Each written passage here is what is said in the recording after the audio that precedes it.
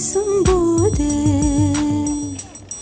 காற்றே போடாதே நில்லு.